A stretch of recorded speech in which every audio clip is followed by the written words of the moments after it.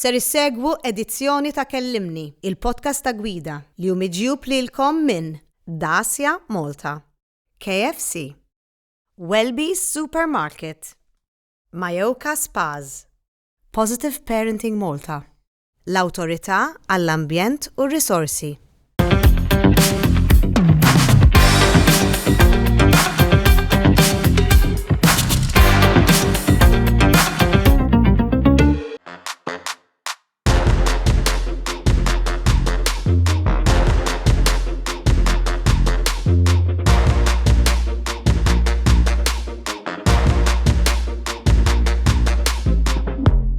Feel the warmth of connection with the here and now with Majoka Spa experiences and vouchers. Discover more at majoka.com. Mad Black, hello! It's Mad Black! AKA xi darba Matthew Caruana, Mela ismani, l-għonet nixtieq ngħidlek li wara li poġġejt miegħek u għatli l-istorja tiegħek, nixtieq ngħidlek proset ta' kemm ma qtajtx qalbek, kemm dift, kemm wasalt, kemm għadek trid tasal u meta lin-nies forsi nispjegawlhom naqra Matt min kien meta kien żgħir, naħseb li kieku lil dak it-tifel żgħir tajdlu isma' dan inti ta' 20 xi ħaġa li għandek. La naħseb Ma jemnekx, jemnek, jaħsbek t-ċajta miegħu. Ux vera, u pravu, u naħseb laqqas biss jaraf li lilu innifsu. Kompletament differenti. Iġifieri inti xempju ta' il-ħajja hija mimlija sorpriżi, ma tafx ħassir fejn tmur u wara li tkellimna l-bieraħ naf li inti għandek iktar viżjonijiet li issa nitkellmu fuqhom iktar tard. Ekku. Mela, nibdew fuq Matthew meta kien żgħir. Min kien Matt meta kien żgħir? Mux dak l-isem. Matt. Għara jena jgħidu l-Matthew, jena nsemmu l-Matthew. Persona oħra. Matthew kien persuna kompletament l-opposta minnu Mad Black illum. Literalment, ġifiri, black and white, complete opposite. Kont bnidem tifel, insomma, ħin kollu wahdi, blaħbib, ma nilabx, bla bit-toys, ħin kollu ma saqaj il-mami. Misti, ġifiri anka biex niftakarni mux nsaqsi għal-ġelat, kont nsaqsi l-oħti biex tmur tixtri l-ġelat, għax kont nistħi biex nishtri ġelat, dak it-tip ta' persuna kont. Ma kellix li zbaħ tfulija fej titħol l-iskola, lanqas ġifiri ma kellix ħbib, kelli ħabib wieħed li konna vera close u konna morru vera tajf flimkien. Pero dejjem kont inħossni żejjed li n-nies jgħidu minn warajja li n-nies ma jkomplux miegħi. I was the target to kont ħansaqsik bullying. All right, okay. Jiġifieri l-fatt li ma kellekx bib, kont riservat, kont kważi iżolat. X'kienu l-fatturi? Għalfejn? Ifimni.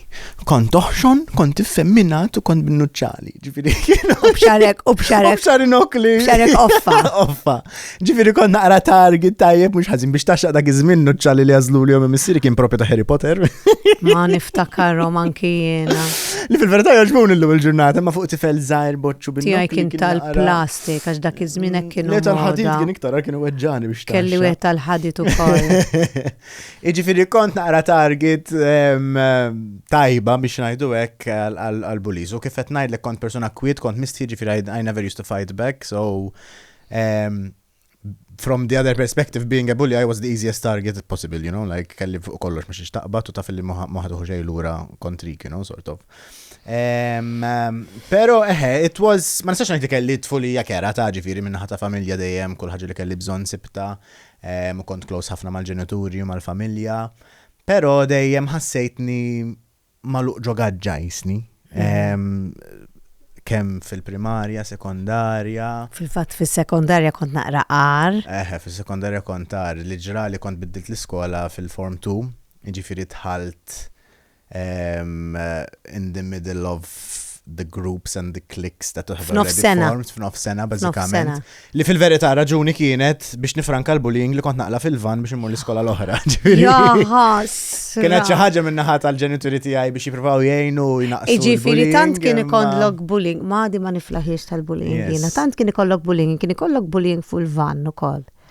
Darba jiftakru qassetaw neħħu l-ingravata meta wasalt id-dar, tant kim kienu jġebdu li fija u kollox li ma setawx iħollu għal-moment. Iġifieri il-bullying mhux verbal bullying kien anki To be fair, it was more emotional, so it was more making fun of me, leaving me alone, talking behind my back u dawn l-affarijiet. Imma physically tħollu kollu, speċjalment boys, I was in a boys school, so l-boys għandhom tendenza jkunu aktar hands-on, Raffi. Iktar raffi, eżatti. Imma Kemm tweġġani għax jiena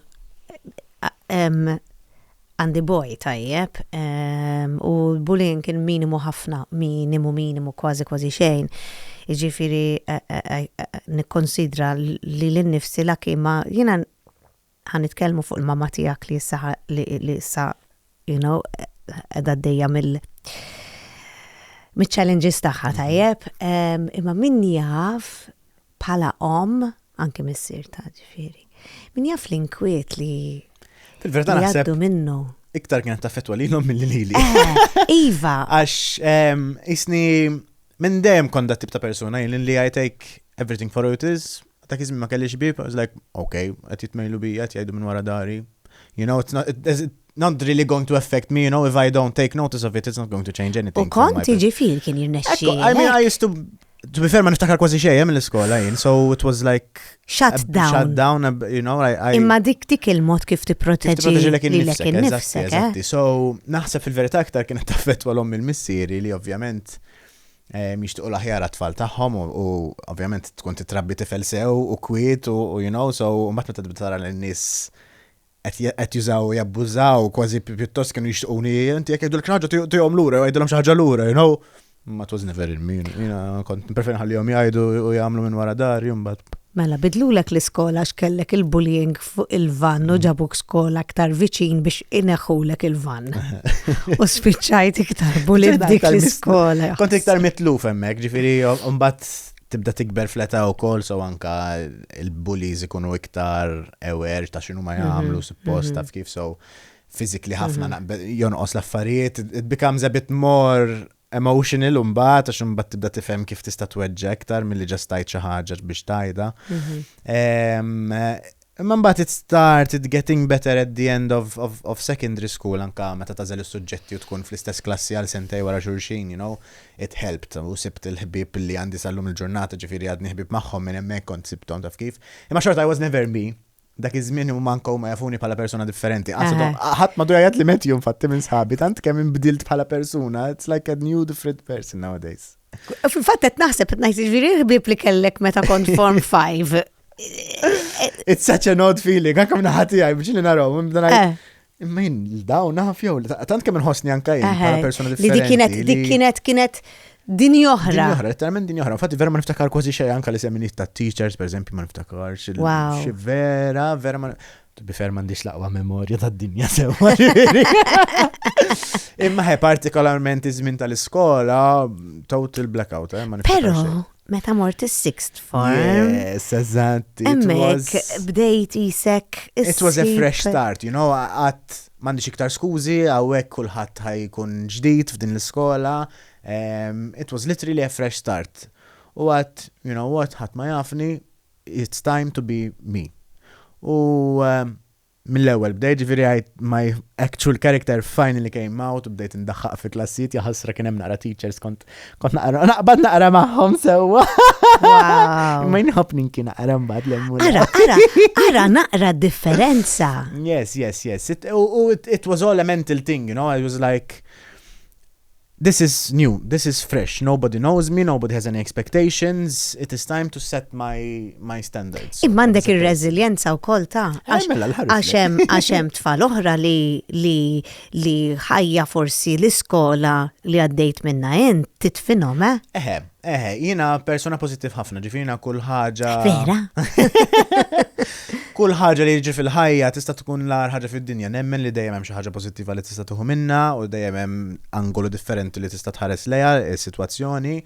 U minnar ma kont naf anke meta kont żgħir kont hekk, infatti dejjem kont naf li hemm ħaġa aktar ġofija u nemmen li dik il-ġlieda u dik il-perseverance li ħarġet il-medblek minnu llum, grazzi għal dak kollu li għaddejt minnu minn dak tkun żgħir għax kieku naħseb kelli tfulija differenti u kont jien minnar ma kienx ikolli din il-ħeġġa, din il-grinta. Ma kienx ikolli din il-grinta biex insir min jien llum. Imma kif għattajjeb inti kif wasalt żmien Engineer College, it was a fresh start. I came out ukoll bħala gay fis-sexualità tiegħi ukoll, so I was me 100% kemm mal-familja, kemm mal-ħbieb, kemm l-iskola. Għajdli nara kif għattilhom il-tal-familja. Jina nemmen ħafna fija nifsi u vera konfidenti, ma fawek ma tanċu għandaqsi konfidenti, so għamiltilom itra kont, ħallejtilom dej il-kitla fil-ħodu. Manka għamiltilom naqra kafe. Ne, għamiltilom dej il-kitla. Jo pre-warning. Għaxna fil-law ħagġa jgħamlu kif umu jgħamlu belatek. Muxek. U battu tlaqt lem l-iskola. Kafe u xok. U tlaqt lem, isni ma mitċej. Ħajdli naqra xieġiral għal-mami. Oh, miskina. Unbat insomma kont l-iskola, t-nistenna għanet nara xħajja batux message jew xi ħaġa. U ċevejt messaċ għant il-papa, u kien għalli tipo, inti kif inti nħobbok dejjem, u konna, kena nafu xinu ġej. Pero il-mami għal xi raġuni ma nafx għalfejn mandunaċ li knem ċans li jista' jkun illi ma nkunx straight. U għadit għana għara iktar bi kbira niftakar. Tant? Spiċċat miskena kellhom jagħmlu ACG u kolla xi xokk naqra kbir. Imma miskina in her defense fil-familja tagħna I was the first open lead person to come out. Naf li kont nafa, imma li spiċċat, miskiex jisem għal-mami. Antoinette, miskina spiċċat BCG. Aj, ma kien mitadda. Imma kienet naqra xok, it-torta ħax ma sax nifhem kif qatt mandunat, s-sena kollu ma saqajja u nduru. Antoinette, kif qatt mandunajt, isu l-infa. Speċjalment jek tajd li sixt for meta mordej tamil il-nail varnish u dajem xaġa differenti u l-ħwejjeġ dajem bil-patterns u bil-kuluri u bil-boots u in-denial kienet. In-denial kienet il-missa right. U zgur li jissajt. Min ma jħobbok?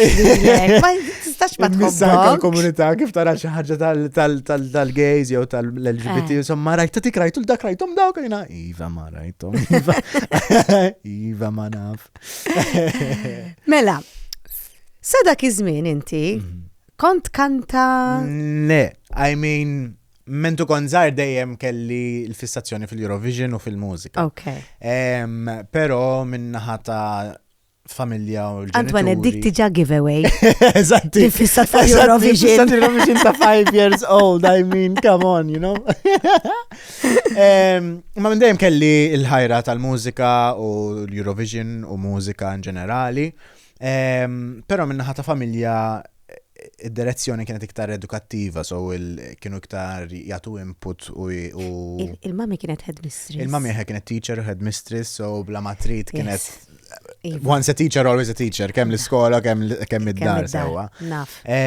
Ġifiri, kienu iktar jimbuttaw affarijiet edukattivi, u l-iskola qatt ma tant kont inħobba, for obvious reasons sewa.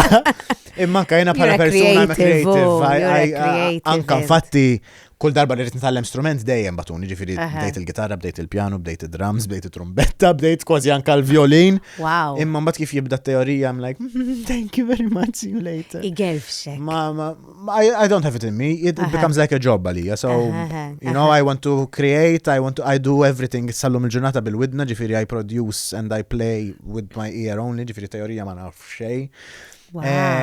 Imma fejdaħal il-kant u sfin, I never found the support I needed back then. Fejn naraw l-oppost ħafna drabi, you know, daw t-tfal żgħar li forsi kollhom ħajra mal-parents vera jimbuttaw. Jiena kont l-oppost.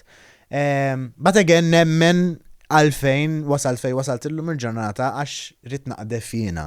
So jiena kif bdejt il-post-secondary u beda deħ l-istipendju, as soon as I had my own money, l-ewwel ħaġa li bdejt inkanta u bdejt nisfen, bdejt nieħu lessons. U it came from me, so it was something I wanted, I worked for it, għax l-iskola sew mamma. I was using my own money to do what I wanted to do. U minn hemm bdejt inkanta u nisfen. Bdejt bil-kbir, għax l-ewwel darba li kanzajt live kien fil-final tal-Eurovision, zawa. Wow, Ġifieri it was a big validating moment. From zero to hero. From zero to hero, literalment. Wow. Imma jina lek għatlek ta' fil-bidu għatlek xikultantek daw maffarijiet li jina mur id-dar għax jina nkwit ħafna fuq tifel tajjeb u naflijaw ħafna ġenituri li bdew ħarsu li tfal tagħhom x'ħajja għamlu hekk. Ma meta nisma' stejjer bħal tiegħek nibda ngħid you find your way. Imma trid taħdem għalija. U di xi ħaġa li hemmen li it has to come from you. So iktar milli nwaqfu n-nies jgħidu klim ħżiena fuq nies oħra pereżempju jew morru kontra l-bullies, ejja nejnu il-minet jiġi bullied. Jaraf x'inhu ma jgħidu daw in-nies fil-verità għalfejn għandna nieħduhom personali għax it has to all come from within, you know, like if you learn how to handle stuff, anything can be thrown at you. U fil-verità kemm fl-iskola, kemm fil-xogħol meta tikber, fil-ħajja, fit-triq ħassib min ħajajrek, min ħajpaqlek minn da. Jekk ma taffettwakx, tistgħu jgħidu jagħmlu li jridu għax you need to control your own emotions and perception of things. And let's say, inti kont dejjem unique. U għadek unique. Għadek singled out. Bil-kontra, qabel fej kont nistaħba and in the shadows, issa jina naħloq ix-shadow bid-dawl tiegħi. Mela, Matthew Anthony Twilet. Dawn kol ma nħompux. Meta ġejt bih dal-station vera kont happy bih għax kien jinħass. Inti ġifiri Jiena ħedek kien hemm James Arthur li kien. James Arthur. Allura right Matthew Anthony, you know, like it sounded a bit posh. Eżatt. U kien it's my second name ukoll, ġifieri my actual full name is Matthew Anthony Caruana, l-istess bħal papa kien Joseph Anthony Caruana. Bissa kamiltom in short, Mar. Darba mek, infatti meta kont l-iskola jiena fil-sekondarja kont bdejt kors tal-DJing. U stage name mill-ewwel ovvjament trid stage name għadni nillab naqra ma daw it-toys. Kien DJ Mac. DJ U għax kont, u fil-verità kont, pers li kienu jaqbdu miegħi kont toħxon, kont ngħid mela jinoħob ħafna bil-Big Mac, ir-raġuni għalfejn jinoħxon waħda minnu jadik. So let's go with it. So kien actually DJ Mac kien l-ewwel. Pero le, Matthew Anthony, February 2018, iġifieri dik kienet l-ewwel performance, l-ewwel xi ħaġa hekk li għamilt. L-ewwel performance live tiegħi ta' Matt Black, Matthew Anthony, Matthew Caruana kien fil-live final tal-Eurovision 2018. L-ewwel għamilt il-kanzunetta għaddiet, u mbagħad għaddiet għall-final. Tal-final. U ġejt is-seba' post, ma tgħidx minn ġejt tal-aħħar. Ma ġejx l-aħħar. Mela. X'assej dak ovvjament, it was a big achievement għalija u kienet like kelli raġun l-lom il-missieri, you know, like I have something, you know, I can do this, you know, like it's not just a dream, it's just not just a fantasy, you know, li fil-verità, coming to think of it, you know, like now, jaxħaġa li insejt along the time, it's a huge deal, being a nobody, being a super Eurovision fan, you know, tittaqdef għalik. But ġejt minn imkien. U I managed to have my first performance in the live final of Eurovision. U ġejt is-seba' punt. Like, wow, you know, thinking about it, it's something beautiful. Inti kellek il-papa tijak li kien jisu il-manager tijak kienu ħossu l-manager. Papa kien self-employed kważi tul ħajti kollha. Allura kien ovvjament iktar flexible f'dawn l-affarijiet, so meta ġiet lin l-opportunità tal-Eurovision ovvjament kien jaf kemm tfisser għalija, so tani l-100% support tiegħi, kien it-taxi driver, kien iġib li l-ilma ħin kollu bil-misħun, blasel, ħaġa li kolli bżonn ifakkarni li issa interviewaw, issa rridu mmorru hemm, literalment kien il-manager tiegħi.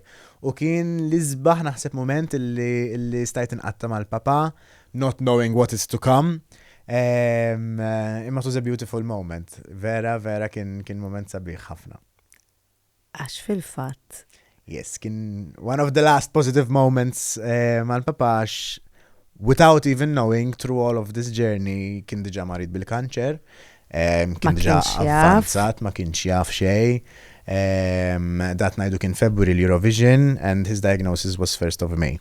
So within a couple of weeks everything flipped, you know, from one of the highest highs of our lives, kemm bħal għalija personali manka bħala familja, nkont jiena żgħir tal-familja, you know, and we've never had anything like this, aħna kulħadd jistaħba minn nies anzi ma jħobbx jidher. Kif ħadna l-edukazzjoni l-ewwel, you know, so in the arts and in the media of the xena I was a first for my family, so starting off this big was something huge and crazy and amazing. Umbat malajr, ma kull telem nizla sewa, malajr ġiet nizla għax beda l-vjaġġ jibes li kellu l-papa tul aħħar sentej ta' ħajtu kontra l-kanċer.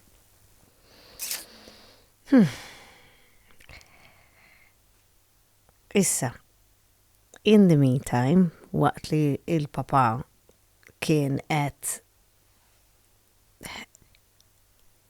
kellu daw il-challenges, ovvjament, juhu l-kura, inti provajt tkompli. Le, mux hekk. Tajjeb. Nistaħba, fl-istessin. Tkompli u tistaħba. Le, kif għat najdu, jina dejjem kont u għadni persona pozittiva ħafna, ġifiri għalla volja din kienet ċaħġa negattiva kbira li ġit fuq il-familja tagħna, imbilli nkun negattiv, nkun imdejja waqt li għadu ħaj miħaj xħaniħu minna, you know, minni xħanajnu jifu, imma l-inqas jekk ħan approach l-affarijiet normali, ħana tratta lilu mod normali, you know, like, at least it will be a bit better, għax mux ħatkun kollu mimdejja, and I'm taking the most that I can while he's still with us. L-unika ħaġa dak iż-żmien mbagħad imma bdejt niżvoga ħafna fl-ikel. So that was my escape mbagħad u fej I started to feel normal, you know, like meta jibdew jiġu l-ħsibijiet u d-dwejja kont noħroġ ma' sħabi u nifanga fl-ikel jiġifieri b'mod asseġerat. That was my escape mbagħad, which again, being the positive person I am, it was okay. It was my medicine. It was the way I could handle what was happening to my life and to my family at that time, you know. Imma jina għajt nitrattaħ l-istess, il-papa ma xanka u miskin ma rridx jinħassisu like a burden, you know, on us. He wanted to be normal as much as he can, as much as he could do through the best moments of his sickness, you know. So, ovvjament, iktar kemm jgħaddi żmien, iktar that starts going down. Imma Jena,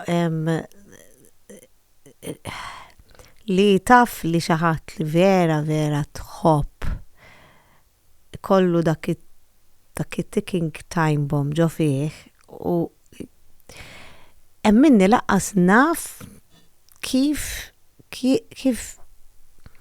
nireġixxi għax it's difficult, it's super difficult u speċjalment bħal persuna bħal papa tiegħi li kien wieħed mill-aqwa persuni fid-dinja ġentlom, eżemplari, jimxi kollox by the book, taxxa min jaf kemm kienu jħobbuh għax anke jieħdu żball min naħa tagħhom kien jgħidilhom biex żgur, you know, he was the perfect human being.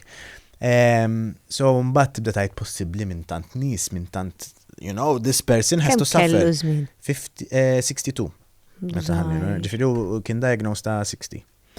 You know, like of all people in the world, this person has to go through this. Imma m'għandekx għażla, you know, like m'hemmx mod ieħor. Jiena minn ħati the way I took it, I never thought about the day that was coming. I knew it was coming, I knew it was there. Ġifieri minn bildu konna nafu li we're just prolonging his life and there's no real cure. Allura kif qed ngħidlek, la kien għadu miegħi, la kien għadu ħaj, la kien għadu fiżikament miegħi għalfejn għandi noqgħod naħseb f'meta tiġi l-ġurnata li mhux ħajkun miegħi, you know, like I took as much as I could till the very last moments of our life. Li ħallietna x'mbagħad kien hemm il-COVID sewwa. U fil-fatt inti għatli li fl-istess ġimgħa li l-isptar għallulkom ħaniqfu bit-trattament tal-papa li inti hemmhekk taf. Okay. So it's super soon. It's soon. Ġi diagnosed il-mami mbagħad fl-istess perjodu ġi diagnosed mami bil-kanser tagħha wkoll. So within a few days nafu li triq tal-papa waslet tal-aħħar u f'daqqa waħda out of nowhere il-mami might actually be on the same road u fl-istess ħin. Kif tiddilja ma din l-informazzjoni, ma din kif? Onestament, minna ħatijaj tant kemm kienet xokk tal-mami li, you know, it's always a shock and it's something you never want to hear, imma especially in this particular moment of your life as a united family, you know. Tant kemm kienet xi ħaġa xokkanti li qasbis naħseb naf li ġrat, you know, like we just got the news, I'm like, okay. Minna ħatijaj. Il-mami bil-kontra, il-mami kella ħarġet sajt tal-mami li qatt ma rajta li, you know, ovvjament. The funny thing is li qasbis kienet imdejqa ħabba diagnosis tagħha. What she was sad and disappointed was li ma setax kienet tkun hemm għal papa at her 100% in the most time that he needed, you know. Ximħabba dik. Mux għalek qed ngħidlek, you know, like they were such a united Wow. front and a beautiful couple, you Kienet know. jiġifieri rrabjata li ib minħabba l-marda tagħha ma tistax tkun hemm mal-miser. Papa fl-iktar żmien li kellu bżonna lilha. Għax il-mamma tiegħek mill-ewwel daħlet. Mill-ewwel kellu they had to operate. They had to her, operate. u bdiet bit-trattament mill-ewwel. Mbagħad, però that was the Wow. positive side of this situation, għax il-papa fej kien diġa beda nizla, kif sinna nafu din l-aħbar tal-mami, f'daqqa waħda, Irpilja. reġa għamil fuq, reġa, mux ħanajt reġa ġiqsu għat ma kellu Le. xej, imma fejn nizla kienet vera ovvja, reġajna ġejna l-ura u reġa kien stabli tul l-trattament tal-bidu tal-mami, ġifiri jitru l-operazzjoni, l-aftercare, kien jgħina tilbes il-kalzetti tal-dem, ta' ċirkolazzjoni, kien jgħin sajjar jerġaw, jerġa jgħamil it-te, you know, like, so he actually came back to life to take care of her. U the beautiful and the sad part is li mbagħad kif fiqet mill-operation il-mami u kienet stable on her treatment, it was very obvious again li he knew she was okay and the downfall started once again. Yes, it's a very sad but beautiful and hot story as Ħafna. well. I mean, What that a is love, you beautiful know, that love is story. love. That is love, love heals fil-verità. Għax ara kemm kien jieħu mediċina u kemm kienu jtuħ painkillers, imma nothing could give him the boost he needed than having his love of his life needing him. You know? It's beautiful. U ħansemmi iż-żmien tal-COVID, għax iż-żmien tal-COVID bil-negattività kollu li ġab, inti għalmenu kellek iċ-ċans li tqatta l-aħħar ftit Eżatti. xhur. It was beautiful għax Bizmin il-COVID spiċċajna nejxu l-ħajja li suppost dejjem nejxu, you know, bla xogħol, bla traveling, bla ġen, bla hassle ta' xej. So just konna maluqin jina l-mami u l-papa, id-dar, nisbħu, npenġu fl-imkien, nsajru, nqodu fil-ġnien, Xi naqraw, you know, like enjoying the simplicity of life, which U xulxin. U l-xulxin, eżatti, which is how you get to enjoy each other best. U le, for us it worked very well, għal-bidu, għax kifet najdu, we had the opportunity to be together with no jobs and no nothing. Pero mbagħad rajna is-sajd il-kera tagħha wkoll għax ovvjament fl-istess sena tal-COVID u meta ħallina l-papa, ġifieri fl-aħħar xahar u nofs isu kien l-isptar il-palliative. U ma stajtux U tmorru. ma stajniex naraw persuna waħda jista' jidħol, ovvjament kienet il-mami, ġifieri ngħisu l-aħħar 4 ġimgħat ta' ħajtu l-papa ma kont naraħ xejn, l-unika ħaġa li konna nagħmlu ngħaddu bil-karozza u kien joħroġ mill-gallerija u jxejrinna. Imma miskin, even that was too much for him, you know, and there was no point really in doing it, as it was just adding stress to him. We're not taking anything out of it biex naraħ xejn mill-gallerija miskin. So yes, rajna s-sabiħ tal-COVID u rajna l-ikraħ ukoll. Ovvjament, but when it comes to the final days, yes, we were allowed to be a certain amount of people at a certain amount of time in the room with him. Imma at that point ma kienx għadu l-papa tiegħi, you know, he was just a body fighting literally the last hours of its life. So yes, COVID helped, but it didn't at the same time. Imma wkoll vera ħanerġa' moralija ma being a positive person, naħseb li for me to deal with my father slowly fading away, ħadmet still in a positive way.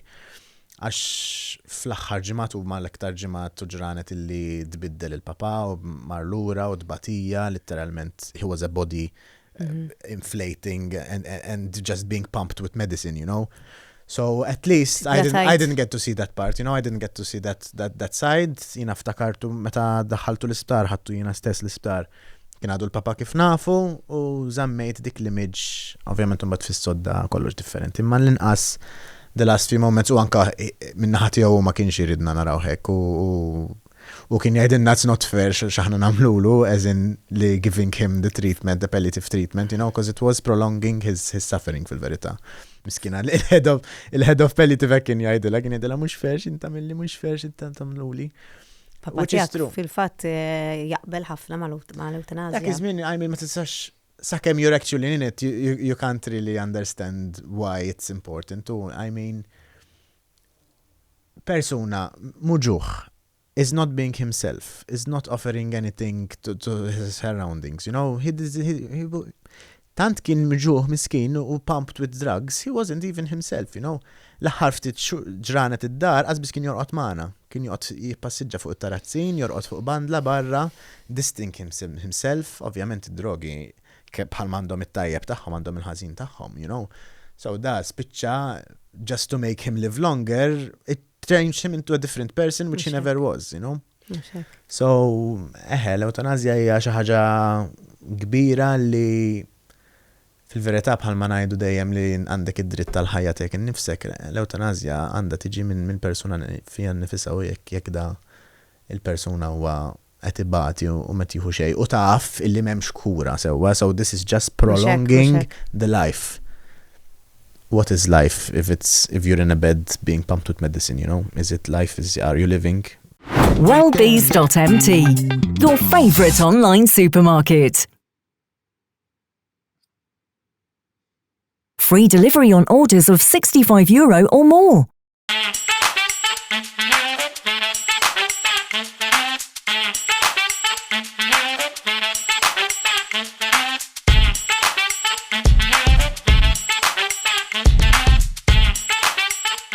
Il-papa tiegħek kien reliġjuż ħafna. Yes, ħafna. U l-mama tiegħek ukoll. Yes, ħafna. Dak naħseb ma kienux jafu ma rridux jemnu li gay. Però il-papa tiegħek kien jgħidlek xi ħaġa lilek. Yes.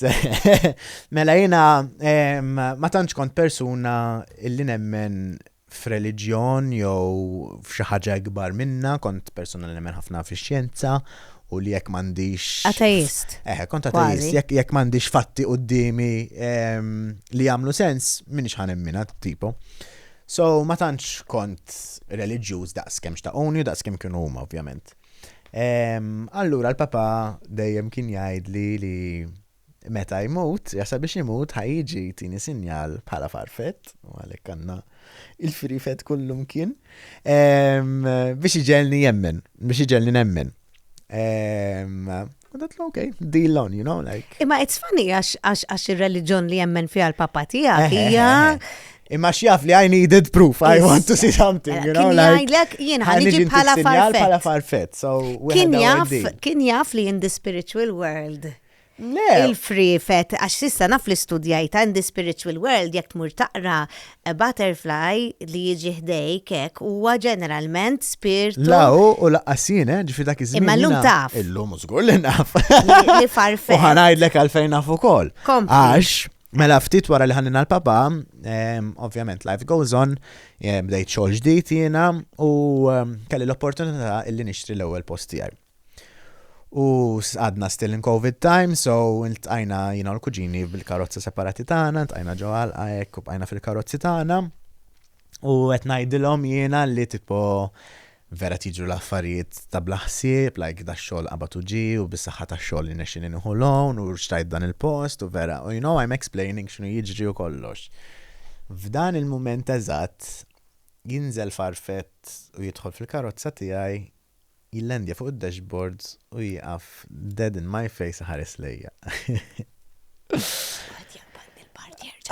Ankassa, like, kiku kont waħdi qatt ma nista' ngħidha din l-istorja x'naħseb ħadd ma jemminni, imma għandi l-kuġini xut li kienu hemmhekk. Infatti huma ovvjament kienu jafu x'kien jgħid lill-papa, we were very open about it u kollox. U it was such a beautiful moment li qasbis kelli għalfejn ngħid xejn, just ħarisna lejn xulxin u fqajna nikbu kollha kemm aħna. It felt so real, it felt so honest, it felt so asnaf. Literalment naħseb fija, jisaħol ma taħseb fija. Għax nemmen da kollu li ġara kien bis-saħħa tiegħu. Waqt li qed ngħid da kollu li qed jiġri, u qed ngħidilhom tipo nishtiq li għatawek to live the moment with me biex jara l-post, you know, biex ikun il-xogħol li kelli fil-linja tiegħu, so fil-linja tal-avjazzjoni, so taf kif tkun tridu li jkun hemmhekk. Ġida l-farfetti ħares lejja fid-dashboard. Fil-karozza. Fuq dashboard ħares farfet lej. ġol għat istennija, jitħollok fil-karozza joħroġ tistennija. Imma jitħol jipoġġi fuq id-dashboard ħares lejk. Waqt li tispjega one of the biggest life achievements li wasalt għalih sa dak iż-żmien, you know. That moment really changed me spiritually, like dak kien il-pjan li ġelni nemmen għal xi ħaġa u fġelni nemmen f'ħafna aktar minn ħaġa waħda, like il-perspettiva tiegħi mad-dinja, mal-univers, ma l-annimali, ma kollox imbidlet f'dak iċ-ċertu moment biss. Għax imbagħad once you are aware u tista' tifhimni inti, everything explodes in your face, you know? So palma mill-free fed bdew jitlu n-numri u għalhekk jiena mixi Fil-fattiva kontet nara il-111 u mill-ewwel għatlek jiena naraħ kull imkien il-1111 u s-sinifikat tiegħu that you're in the right track. Fil-fatt kif tħalt fl-istudio Orejtek millu, għatlek għara-l-ħin, għatlek eżatt. So once you are aware of things, everything changes. U dik fejt biddilt ukoll bil-mewt ta' missieri, sewa ġifieri għal-bidu l-ewwel ftit xhur, l-ewwel ftit ġimgħat, you're lost, you're a total different person, ma qastaf x'inhu jiġri, you go through all the emotions, losing somebody that close, somebody that you love so much and somebody that loves you is very tough, you know, u kollox. Però wara dal-moment tant kemm ħassni close mal-papa, tant kemm ħass li għandna connection issa li qas bisadhom magħna fiżikament iktar milli qatt kelli miegħu meta kien ħaj, li all the sad memories turned into beautiful ones. U dejt nirrealizza kemm mingħajr ma naf jien u probably qasu kemm għallimni u kemm jiena l-persuna li jiena llum il-ġurnata u li kemm li kollu li għaddejt minnu sirt jiena l-persuna li jiena llum grazzi tal-im kollu tiegħu. So u baqa' jgħix ġo fija, ġo l-familja tagħna, madwar tagħna, you know, so it's beautiful. Il-qas qiegħed f'punt ta' ħajja li qasan għadni jabduni dwejja illi m'għadux miegħek, tant kemm naf li qiegħed miegħek u li jiena l-persuna li jiena llum bis-saħħa tiegħu li that's the best gift life can give you, you know, like il-ħajja nafu li it's temporary and this is the beautiful side of everything, you know, like vera, death is a horrible moment of life and a horrible period, pero there is so much you can take out of it and so much you can learn. Bravo. Mad Black. Min fejn? Faqas Black. Fl-aħħar ġi Mad Black. Nħobbu dal-isem, all right, nħobbu dal-isem. Mela, December 2018, tħalt X Factor. Eżatti, tħalna X Factor, kont taħtira l-oskop bħala mentor u one of the first things I told her, I want a new stage name. Għal xiex, għax kulħadd barra Peppi Azzopardi għara kemm jaqlawlu miskin. Kulħadd barra Peppi Azzopardi kien jgħid li Mark Anthony, flok Matthew Anthony. Okay. So I needed something unique, I needed something on brand of what I wanted to create. So Mayra Loska was like, Ira, I need a new name. Let's work on a stage name. U ovvjament Ira was obsessed with what I was offering at that time, you know, kienet fan kbira ta' Boy George and she could see resemblance, so ejja ngħidu kif inhi tħobbhom ħafna l-gays Ira. Ġifieri kienet tħobbni. So she understood the assignment and she was like, yes, let's do this. Għalbitu kienet ġiet bisem ieħor kien Mad Blocks, kien oġoba kif jidher visually MATTBLOXX. Pero jekk taqraw mbagħad jiġi Mad BLOXXX. U dik kien jonqosni biex terġa' qabad il-bullying kieku sewwa. No. Kien jiġi naqa' Mad. Next. So we liked the idea of the letters, how they look, it's bold, you know. U bdejt naqdefna, I was like, black, Mad Black, it has a nice ring to it, black is the color of confidence, u għakollu l-nħob ħafna jena, it's a bit mysterious, but it looks good, and I was like, Mad Black. U ovvjament I wanted a stage name to be very specific and create individuality in the whole world of huge artists u Mhux big names we already have. U bekk id-deċidejna li nispelluh differenti Blacks fejn għandi BLXCK. L-għonet kien jisu an homage to X Factor, għax inħoloq waqt l-X Factor.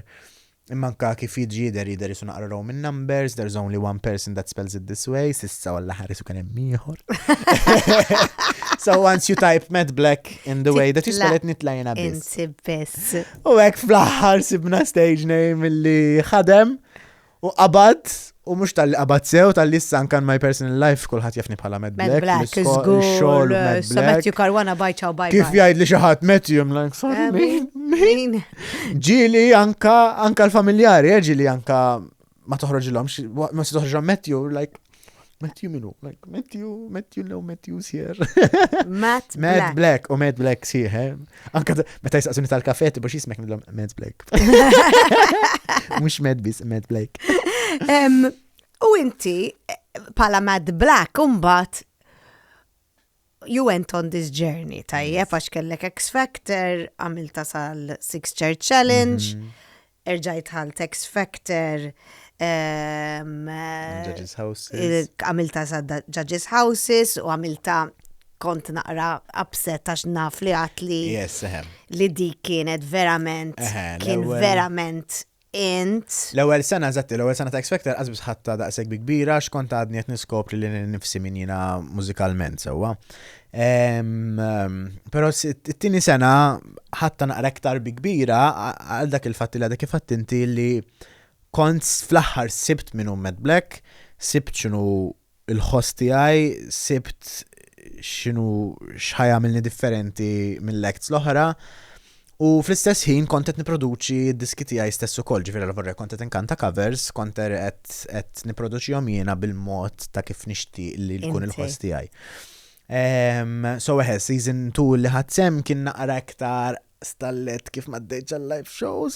Għaxina nemmen li fuq il-palk vera nkun nista' nkun aħjar mill-li ġo kamra jew ġo xi villa, you know. So vera xtaqt nagħmilha sal-live shows. Aparti il-fatt li kellek kontattaj li kellek slip disk mal-art mejjet, blue ġieħ u kif li slip disk qabditni dakinhar tal-Judges Houses fl-X Factor. Kera dik ta' Għandna ritratt jiena mitluq kulħadd fuq dari prova jitmassaġġjana għall-bidu ma tkunx taf eżatt x'inhi, ġast kellet jiġani dari. Mhux suppost missu. Mhux suppost missu melo kulħadd jaf. Kulħadd jaf. U l-producers jitun il-painkillers, għattilom, madonna xejmu jahdem.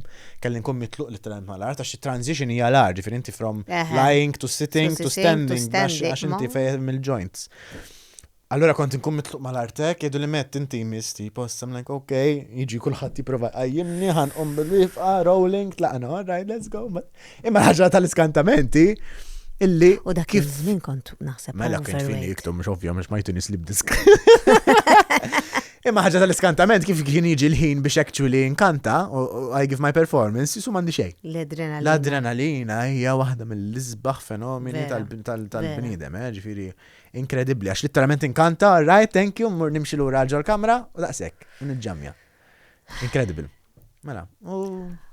Ma d-dejċ insomma. Ma importax, imma li ma d-dejċ għamlit lek iktar grinta. U fil-fat għamilt diska ma Dave Junior. Mela, dak iż-żmien. Għal-Eurovision ta' wara. Mela, dak iż-żmien sirna ħbib ħafna jiena u Dave Junior kien fl-istess proċess ta' X Factor u għaddejn ma d-dejċ sew mamma. Allura mbagħad fi żmien il-COVID u fi żmien il-lockdown u da kollox li kienet jiġri. Dave kien għaddej mill-istess affarijiet mal-papa tiegħu, so we bonded a lot, kemm musically and kemm personally. U bdejna nikbu diska flimkien, Marija, u kont qed nipproduċi dak iż-żmien, u fl-istess ħin fl-istess tipo idea u project bdejt nikteb diska oħra li kienet kellha tkun id-diska Come Around li sentej wara mbagħad sabet posta ruħha fuq il-palk tal-Eurovision għall-ewwel darba bħala Matt Black. U ġejt is-seba' poster ġajt. 7 wonder hi kontak iż-żmien. Pero jina di għalek ftaħt, għax ma qtajċ qalbek erġajt ħalt is-sena ta' wara, ġejt it-tielet, u mbagħad kellek il-banana, it-tieni. U ġejt it-tieni. Kważi irbaħt il-televot għall-ewwel darba.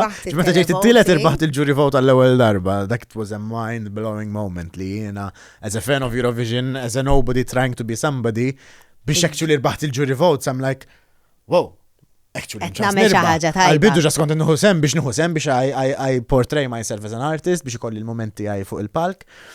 Imma kif irbaħt il-jury points, I'm like, actually nistan nitla Eurovision xi darba, you know? So that was one of the most beautiful moments musically għadda sal-lum il-ġurnata. Up, meta ġejt it-tielet post, mbagħad għax imbagħad bit-televot ma morġ daqshekk tajjeb. Però tatni dik wow, actually tista' ssir. Mbagħad ġiet banana, kien hemm il-hype minn qabel il-contest, kulħadd minn għalih ħanirbaħ. U kulħadd jivvota għali, it-tieni il-betting odds u kollox kont hemmhekk. U ġejt it-tieni, irbaħt il-televot imma. Darba. U biex persona bħali b'diska bil-banana għal pubbliku Malti biex irbaħt il-televot. I was like, wow, x'inhu jiġri għaw, you know? Like, Erbaħt il-qlub. Erbaħt il-qlub. U it was the nicest moment, you know, like to know illi għal-lavorja xorsi ħaġa differenti li Malta nħobbu li li s-soltu nsegu, li s-soltu natu s-sapportana, li xorta votaw li n-nis bizzejed biex irbaħt il-televot dik is-sena. I was like, wow.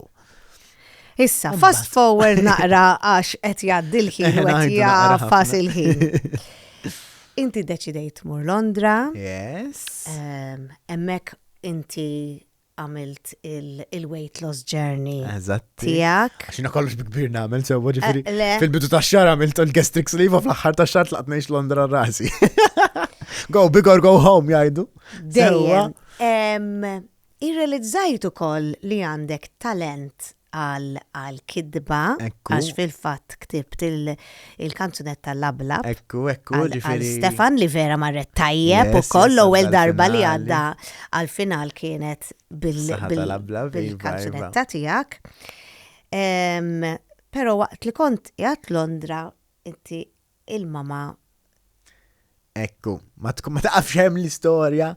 Ekku, ġifiri kien moment vera sabiħ f'ħajti fej deċidejt li mmur Londra, kont spiritualment vera kbirt, kont settled ħafna bħala persuna, kont qed nieħossib li nnifsi wkoll fiżikament u nagħti kaxxina nikol, bdejt nonqos u kollox.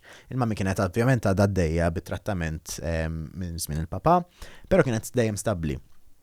Però sfortunatament imbagħad waqt li kont dik is-sena barra ġiet diagnosed b'cancer ieħor. Ġifiri, apart from the cancer she had, which was diġa ma ġisma kollu, kella secondary cancer, breast cancer umbat. Li, at a point I was like, illustrina, like, malajna tlaqt il-Malta knowing that she is stable and she is okay, and u forsi mandiġ bżonni daqs kem kella bżonni qabel, you know. What tissa I made the move, u I'm settled here, u I'm happy here, u kollox, she needs me, you know. Kont laki ħafna li xogħol li kelli stajt ninżel u nitla meta rrid, ġifieri kont flexible ħafna, ġifieri dik ma kienx problema. Imma ovvjament xorta l-għonet ħafna flus u ħafna enerġija u ħafna ħin biex toqgħod tinżel u titla vera mhux bot imma mhux biex inlaqqas sewwa. U darba niftakar infatti li kien il-ġimgħa jew kien is-sibt. U daħal l-appointment tal-aħħar għal xi raġġi u għal xi treatment il-ħadd jew xi PET scan xi ħaġa hekk insomma. U ħuti ma kienu msifrin u ma setawx u kollox u ma konniex nafu x'ħan nagħmlu. M'hemmx tagħmel. Bad flight fil-għaxija, ġifieri da s-sibt wara l-ofsinhar skoprejna dil-ħaġa, il-ħadd fil-għaxija bad flight. U fil-ħodu, surprise, ma kienx taf. U fil-ħodu mort ħabbattila l-bib, ħabbattila jħanihdok jiena l-appointment, you know? It was a nice surprise. U dak il-moment għat, it doesn't make sense li minix nerx Malta aktar at this point, you know? Like, il-mami għanda bżonni, fl-istess ħin kelli l-reazzjoni jett tifjorixxi ma l-partner il-tallum il-ġurnata tiegħi. So deċidejt li għat, doesn't make sense. I mean, I love London, I love Malta. Might as well l-għandi bżon nkun Malta bħalissa, nerġa' niġi lura Malta. U ġejt lura Malta biex ovvjament nkun hemm għal-mami, nkun hemm għall-partner tiegħi u għal-kollox. Niftakar li aħna darba stidinnik fuq filming kien il-ħadd. U niftakrek ġejt mal-mama. l-mamma kollu ndawara mi. Niftakar. Mux probabli ħasra nkoret naħodha xi appuntament u ngħidilha sala jina dak l-appuntament u mbagħad tiġi miegħi. U mal-mama. Iva, niftakar, mela. So, ovvjament, tkun Malta ħafna iktar faċli li nħu ħsieb, nkun hemmhekk, insajr ilax, mami mhux laqwa persuna biex tiġi qed tissir il-mami sewwa, jiena nħobb insajjar ħafna. So anka daw l-affarijiet żgħar jgħinu, you know. So deċidejt illi ħenerġa' niġi lura Malta, u mnalla għax imbagġi l-Eurovision murġibni. Murġibni Kif kontat il-mama Londra. issa? Il-mama bħalissa għadha l-iktar stabbli li qatt kienet għall-grazzja talla. To be honest, kull min jafa l-mami kważi qastemmen li tkun għaddiet u għaddejja minn dak kollu li għaddit kemm persona pożittiva u persona ferriħa u li tieħu li tista' mill-ħajja li vera strong, l-mami vera. God bless. God bless, vera God bless. bnidma tajba. Mela, Eurovision 2026, ħajoqtluni daw. Eurovision 2026. Wow, like literalment issa li għadda żmien biżejjed that I can reflect on it and actually appreciate ġara, wow. Ovvjament barra is-suċċess li kelli jiena bid-diska tiegħi u bil-proġett li konti li naħdem fuq 3 snin u fl-aħħar kellu il-moment tiegħu li jfjorixxi fuq dak il-palk u jiġi mill-quh mill-pubbliku b'dak il-mod. U feeling tal-bliħ, you know.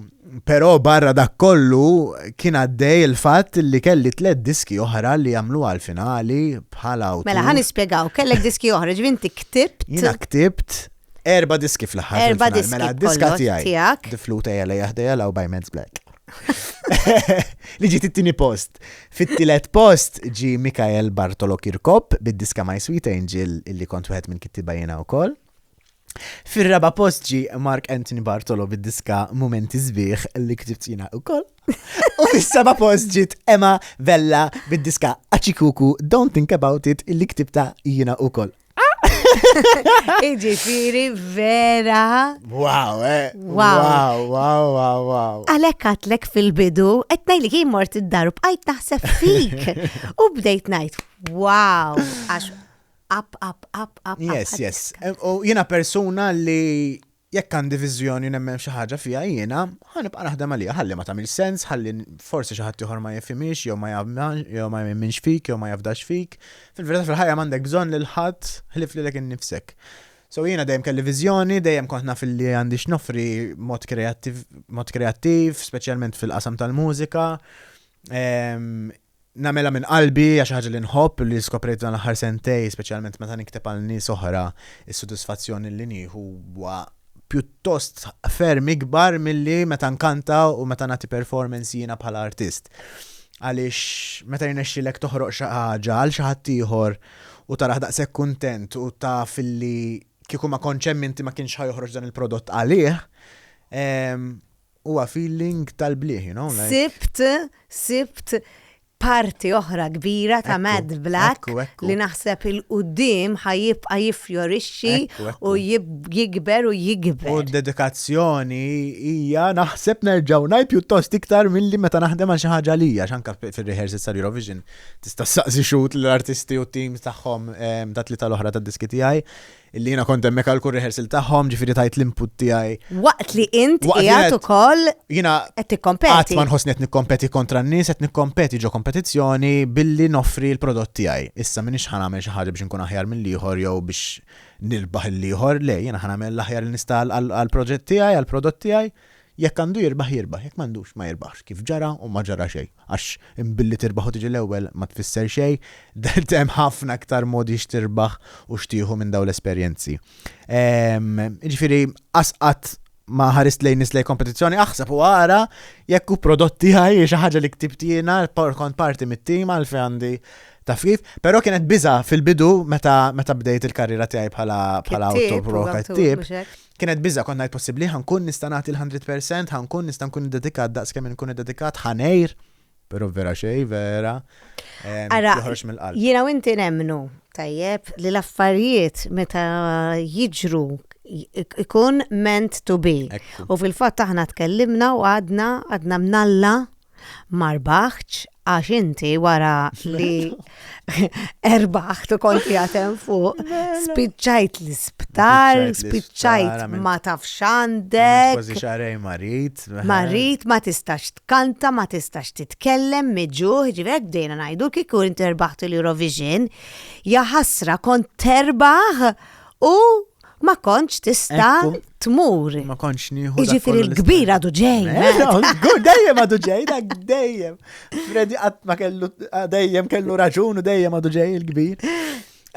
Everything happens for a reason, ifimni. Nerġenajt, imbilli marbaħ it-titlu ġejt l-ewwel u tlajt Vienna, xorta nħossni rbaħt l-ewwel li tirbaħ il-televot b'dak l-ammont ta' voti f'kuntest daqstant kbir u ma' diski kbar. Diġà huwa sodisfazzjon fih nifsu li tiġi it-tieni, it-tielet, ir-raba' u s-seba' fil-finali bid-diski u prodotti tiegħek huwa xi ħaġa oħra. Il-feedback tan-nies, like dik li sbaħ ħaġa fil-industrija tal-mużika xek taħsbu nqalgħu il-flus jew li nagħmlu dan ix-xogħol biex indaħlu ġlira fil-but vera le. Jiġifieri il-feedback u l-enerġija li tieħu mant in-nies hija l-isbaħ rigal li tista' tieħu. Imma mbagħad spiċċajt l-isptar ma l-ar ħaġa li ma konniex nafu x'għandi, ma setgħux jiskopru, ġifieri bid-deni, ma nistax nitkellem, intlejt ulcers, ma stajtx nixrob, ma stajtx niekol. X'kienu l-ħsibijiet? Ifimni, meta ma tkunx tafi għal ħaġa the door is open, u ovvjament nafu x'inhu l-history fejn jitlu l-ġenituri u l-familja tiegħi, ovvjament l-ewwel li ma jmur moħħok għal ħaġa, it's cancer. Għax kull test beda jiġi negative, kull idea ma bdix, ma bdejna naslu għal-imkien. U moħħok dejjem imur għall ħaġa dejjem għal whatever it could be.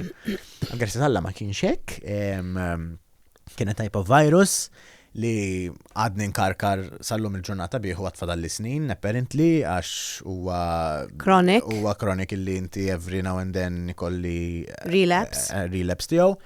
Ġifieri xi ħaġa li rrid ngħix biha speċjalment f'dawn is-snin li ġejjin, iktar kemm qed żmien imbagħad iktar tikkalma u taffi.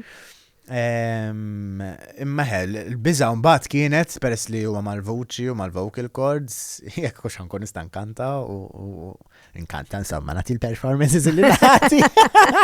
Fanno kont qabel li fil-verità tistaqsini dik il-mistoqsija palissa ngħidlek le m'għadniex nista' nkanta kif kont qabel għax wara f'ċertu żmien nibda ninħanaq, ġifieri il-vocal ability m'għadix l-istess kif kienet qabel.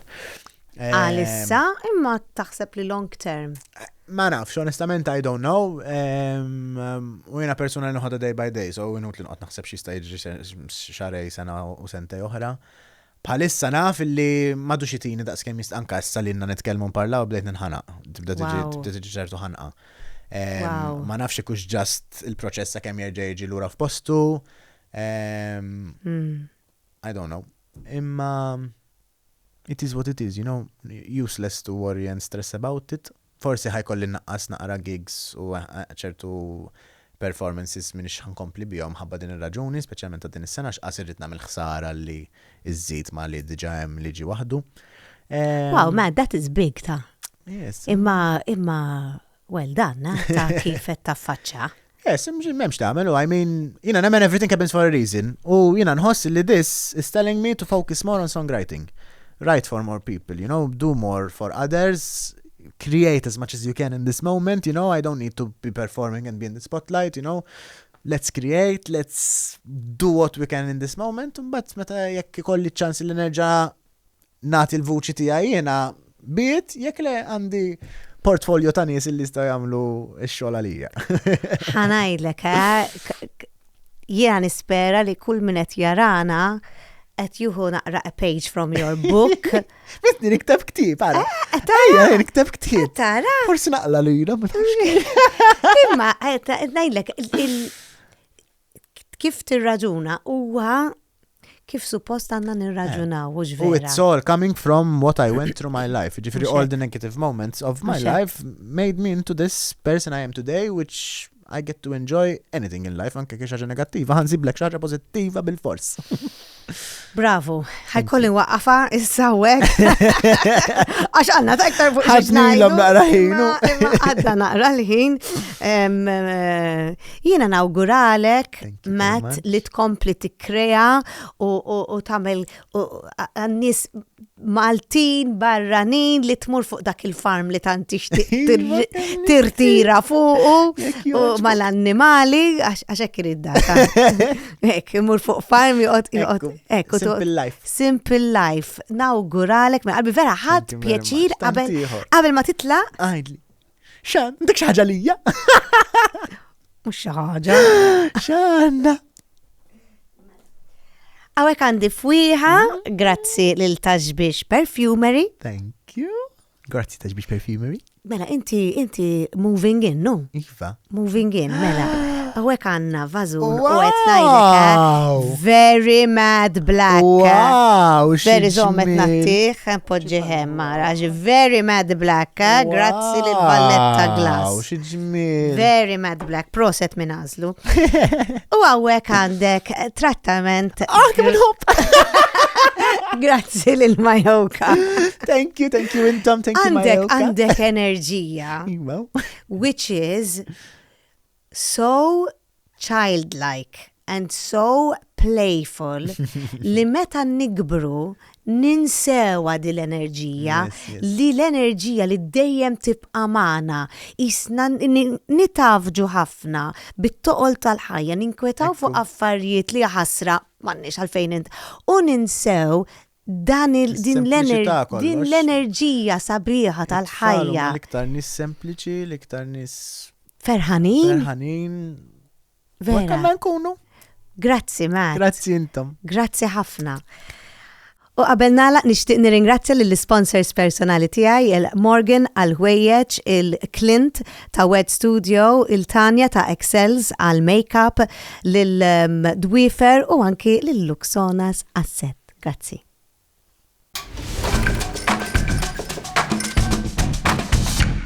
Għadkom kif segwejtu kellimni, il-podcast ta' gwida li jum iġjub lilkom minn Dacia Malta, KFC, Welby's Supermarket, Majoka Spas, Positive Parenting Malta, l-Awtorità għall-Ambjent u r-Risorsi.